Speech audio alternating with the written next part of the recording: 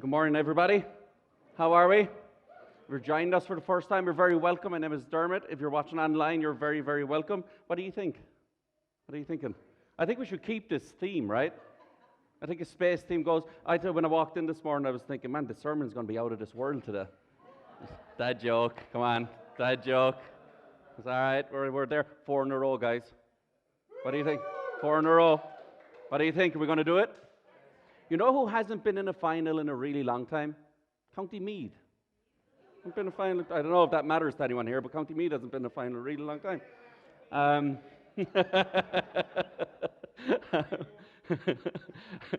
As you've guessed, we had our kids camp this week, and honestly, thank you all so much for those of you who participated and helped out and gave up your time and helped the kids. Honestly, Bula Boss, really, excellent job. Really, they had a wonderful time. They really did.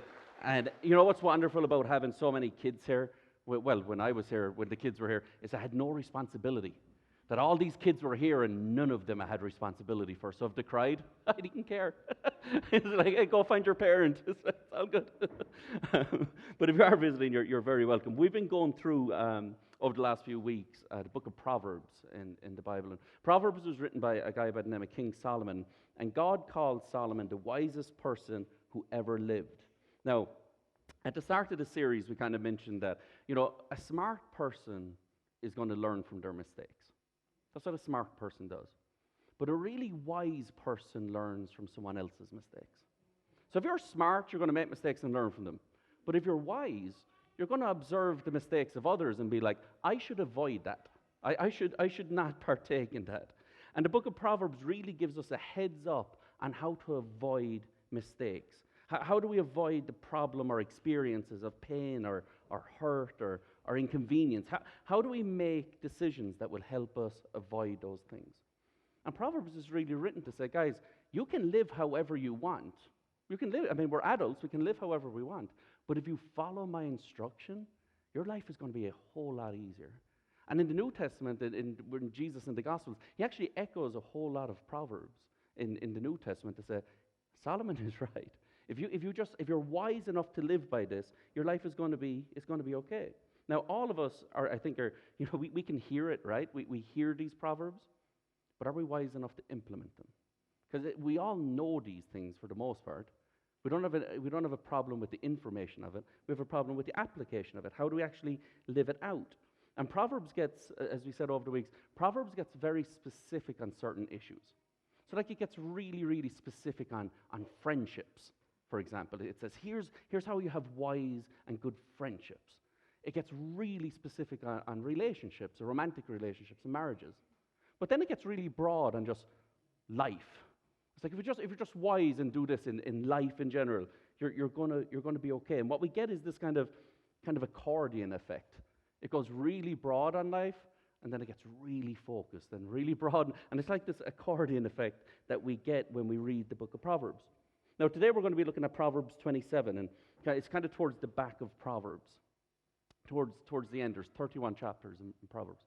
And when I read chapter 27, to me, the visual I got, if I was writing Proverbs 27, the visual I got was Solomon sitting on the roof of his palace, sun is setting over his kingdom, and he's giving some last-minute instructions. He's sipping on a mojito, and he's looking back, and he's like, what do I want to tell him before I wrap up?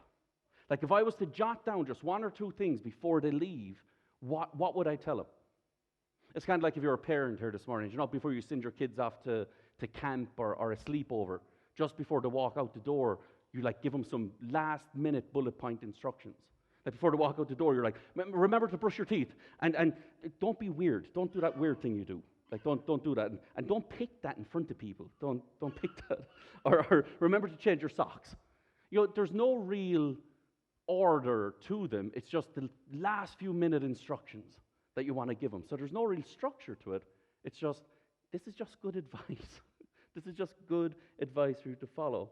And it's the last bit of advice that is kind of given in bullet point form. So if you open up to the book of Proverbs, chapter 27, we're going to read to verse 6, 1 to 6. And these there's no particular order or reason for it, but it's just a couple of things that Solomon says. If you follow these things, you're going to be okay. So we'll read from verse 1. Here's how Solomon opens it up. Don't brag about tomorrow, since you don't know what the day will bring. Let someone else praise you, not your own mouth, a stranger, not your own lips. A stone is heavy and sand is weighty, but resentment caused by a fool is even heavier. Verse 4. Anger is cruel, wrath is like a flood, but jealousy is even more dangerous. An open rebuke is better than hidden love. Wounds from a sincere friend are better than many kisses. So when you read it, it's kind of jumpy, isn't it? It's kind of like he's jumping. He's just giving us these last few bits of instruction. Who here can remember what they wanted to be when they grew up? Can you remember? It's okay if it's not. You can shout it out. What was it? What do you want to be when you grow up? A gangster. I'm still working on it. Me too. What? Anyone else? Farmer. What was it? Brewer? Yeah. So we all had these things growing up, right? So a farmer, a fireman, a doctor, a vet, a gang, whatever it may be, right? We grow up with these things. And this is what we grow up with. It's things we want to be. Yeah, every Saturday morning growing up, the bins used to be collected down where I'm from, down the island. And they used to be collected at 8 o'clock in the morning. So what I would do is I'd get up early and I'd run down to the entrance of the island and I'd wait for the binmen to come. Now, I was about 7 or 8 at this stage. And I'd run and they'd come, and from a 7 or 8-year-old's perspective, this huge truck would just turn the corner and, oh my gosh. And the guys, I don't remember any of their names or anything, but they would just pick me up and put me in this huge truck. And we'd go around the island collecting bins. And I'd done it till I was about 22. And they, yeah, just kidding. I'd done it for a few years, right? And but it was, but these guys just showed me such kindness, and they were just, I mean, they didn't have to do that, right? They could have come up with 100 excuses not to do it. But they were really kind. And so for years and years, I wanted to be a bin man. Like to get the opportunity to drive a big truck and go all over the place and pick up stuff. Like that's what I wanted to be for years, was a bin man. But as we know, not all dreams come true, right? We don't all get to become what we wanted to become. Who we are now mightn't have been who we dreamed of being as a kid. And that's okay, because some dreams do come true. Some of us are doing things better than we expected. Maybe some of us aren't, but life is life, and we get to choose some things and not choose other things. And Solomon kicks off this chapter in verse 1. He says this: don't brag about tomorrow, since you don't know what tomorrow will bring. Because none of us are guaranteed tomorrow. None of us are guaranteed that we'll see tomorrow. Now, Solomon isn't even, I really want to say it, Solomon isn't even for 1 minute suggesting that we shouldn't dream or have dreams or have goals. Absolutely. Be diligent, be wise, plan for the future. Absolutely. Do that. But what he's saying is, tomorrow isn't guaranteed for any of us. None of us are guaranteed tomorrow. We shouldn't brag about tomorrow because it's a gift from God. So if it's a gift, how do we receive that gift? Because none of us know what's around the corner. None of us know what's going to happen by the end of today. Apart from Limerick winning, none of us know really what's going to happen. You know, I heard someone once say that, what if we only got today what we thanked God for yesterday? It's a great comment, isn't it? What if we only got today what we thanked God for yesterday? Some of us would have a really long list. Perhaps some of us would have a really short list. But what are we thanking God for? And I think what Solomon is suggesting is it would be really wise if you and I lived in the moment, but were really grateful for the now. And I'm sure if we went around this room, all of us, some of us, or most of us at least, that we can remember the last time we maybe spoke to a loved one who passed away, and we kind of replay the last conversation we had with them. Would that conversation be different if we knew it was the last time we spoke to them? How would we adjust our conversation? What would we have added to the conversation? Or maybe what would we have taken away from it? And I think what Solomon is saying is, we're not guaranteed tomorrow, still plan for it. But live now as if it was the last time you're going to see that person. Live now as if you were going to face God tomorrow. How would you change it? And then he jumps into verse 2. He says, Let someone else praise you, not your own mouth, a stranger, not your own lips. Now, nobody does this better than the Irish. No one. Because if anyone attempts to talk themselves up, what are we good at? Whipping the feet from under them. We'll cut them down. No one praises themselves, and we'll make sure of it, right? We'll absolutely make sure of it. No one's getting a bit of a compliment in on themselves. To the point we all even know this, well, perhaps we all know this phrase. Self-praise is no praise, right? You see, you were quoting scripture all along you didn't even know, right? That's what Solomon said. Don't praise yourself. Because we all know what's it like being around somebody who can do everything. I could do that. Sure, it's not. Right? We all know, and we all know someone like that, right? But it's self-praise. He said, it's not that you shouldn't, and not even for a moment is he suggesting, you should cut yourself down, you should have low self-esteem, you should have low self-worth. Not at all. He said, know your worth. You were worth it. You were worthy. Jesus died for you. That's how worthy you are. But what he's saying is let other people acknowledge it. Don't walk around with your chest out thinking how great you are, because you're really not. We're worthy and we're valuable, but we're worthy and valuable to Jesus. And we need other people to acknowledge that. And we shouldn't be going around talking ourselves up. And as I said, that isn't to promote low self-worth or self-esteem. We should have high quantities of both, but we should have them in the acknowledgement of Jesus. And we actually see in Proverbs how this is modeled for us. People, if you've been around church a while, you know that Solomon was the wisest person who ever lived, right? But how do we know that? Solomon never, ever called himself wise. It's actually in 1 Kings chapter 3, verse 12. Here's what it says. This is God speaking to Solomon. He says, I will give you a wise and discerning heart, so that there will never have been anyone like you, nor will there ever be. It was God who gave Solomon the title of the wisest person, not Solomon. He didn't give it to himself. Imagine if he gave it to himself. We're like, go away, you Egypt. Right? It wouldn't work. But God gave it to him. And I'm sure if you and I sat down, if you sat down and just had a moment of thinking, who are some of the wisest people I know? I would almost put money down that the wisest people you know wouldn't consider themselves wise. They almost wouldn't consider themselves wise. They'd be like, it's just life to them because it's their normality. But to us, they're really wise.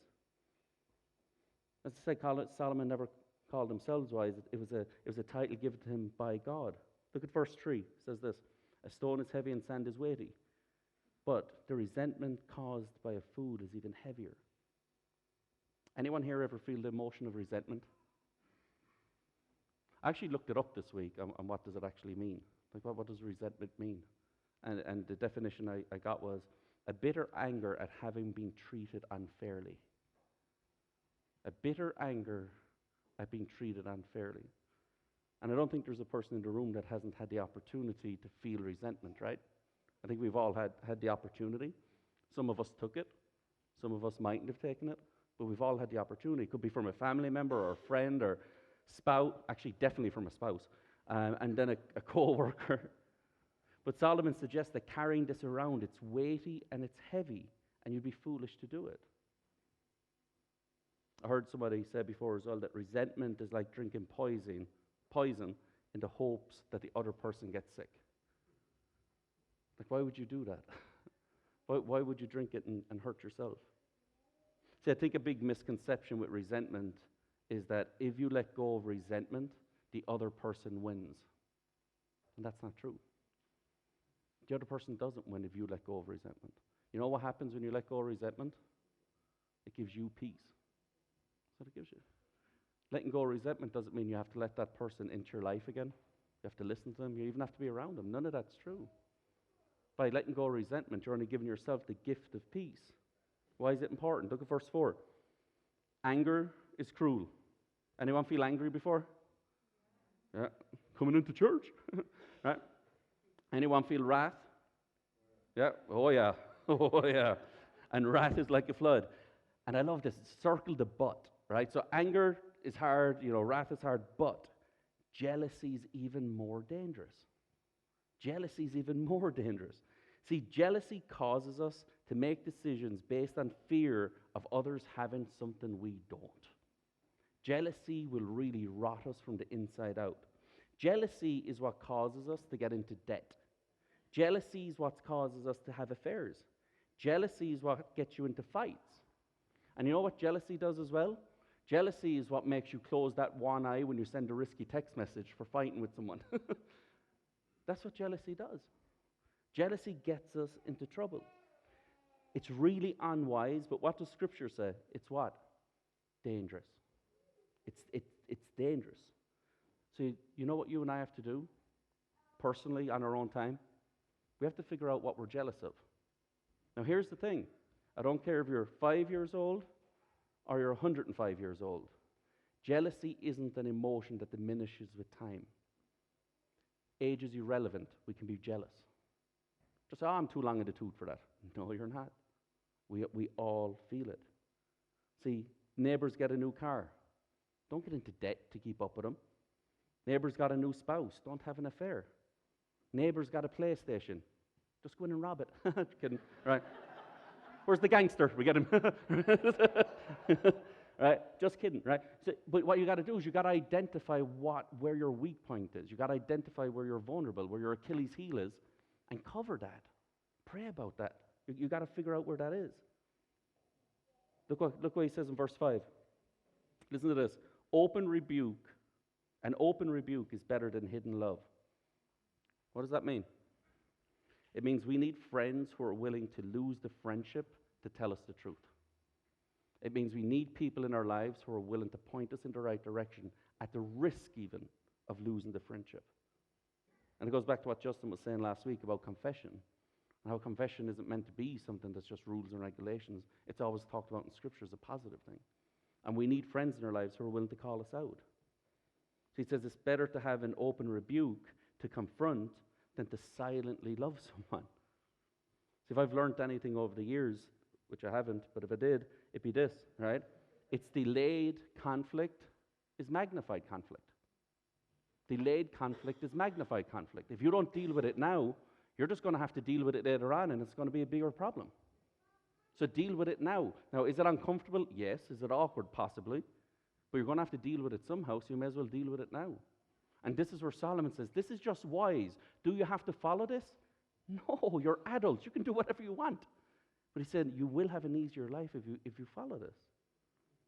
And I think this is what we want our kids to know and want our kids to do. But we have to remind ourselves that it's true for us as adults as well.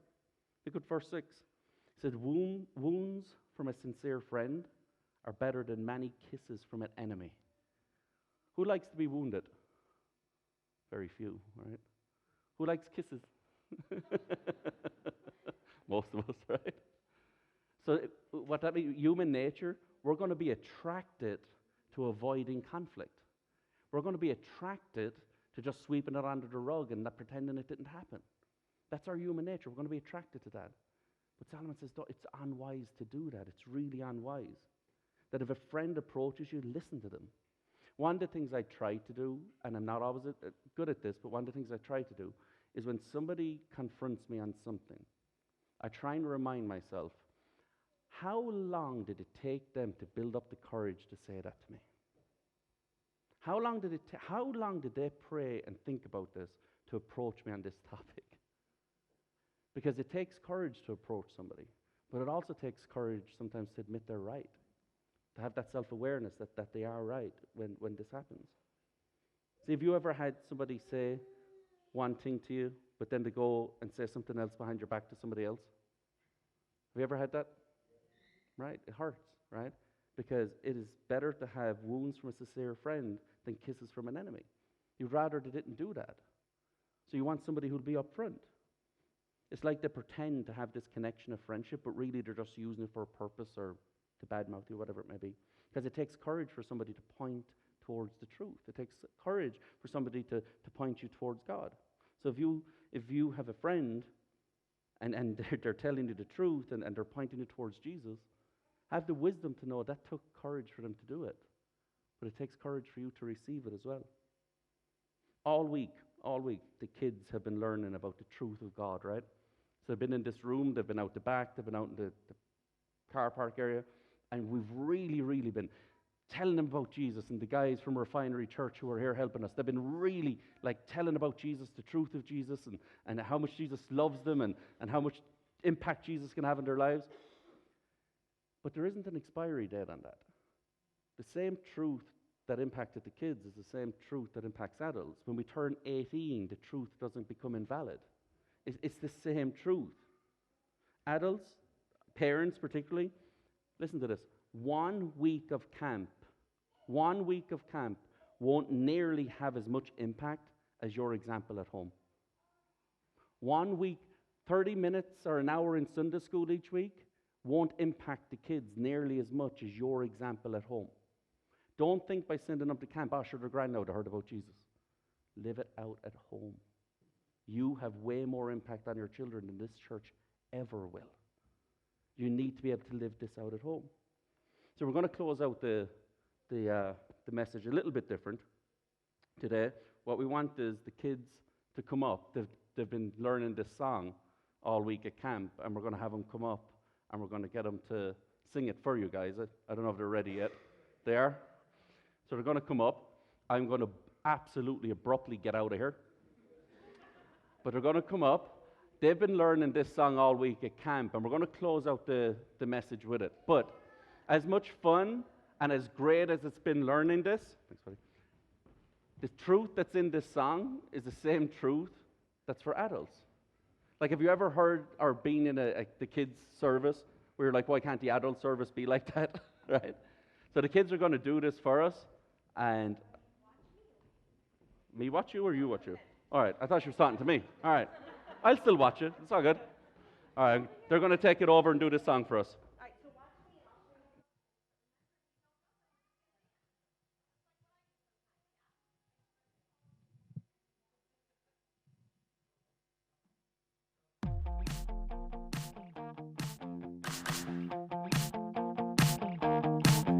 Let's slide to the left, yeah, yeah. Let's slide to the right, yeah, yeah.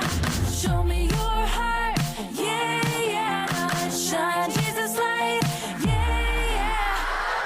Shine His light, shine His light, shine His light for all the world to see, all the world to see. Every single day is another chance. Shine Jesus light, shine Jesus light. Let's jump to the left, yeah, yeah. Let's jump to the right, yeah, yeah. Let's do the airplane, yeah, yeah. Let's shine Jesus light, yeah, yeah. Let's go. Shine His light, shine His light, shine His light for all the world to see, all the world to see. Every single day is another chance. Shine Jesus light, shine Jesus light. Every time you laugh, every time you smile, every time you shout, even when you're quiet, every time you praise, you can lift it high. Shine the light of Jesus, shine it bright, shine it bright. Every time you laugh, every time you smile, every time you shout, even when you're quiet, even when you're quiet, you praise, you can lift it high, lift it high. Shine the light of Jesus, shine it bright. Shine His light, shine His light for all the world to see. Every single day is another chance. Shine Jesus light. Shine His light, shine His light, shine His light for all the world to see. Every single day is another chance. Shine Jesus light. Shine Jesus light.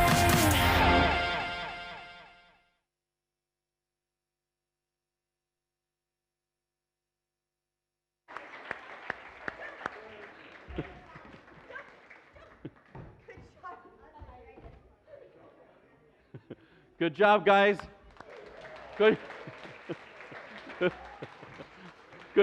Good job, Marie.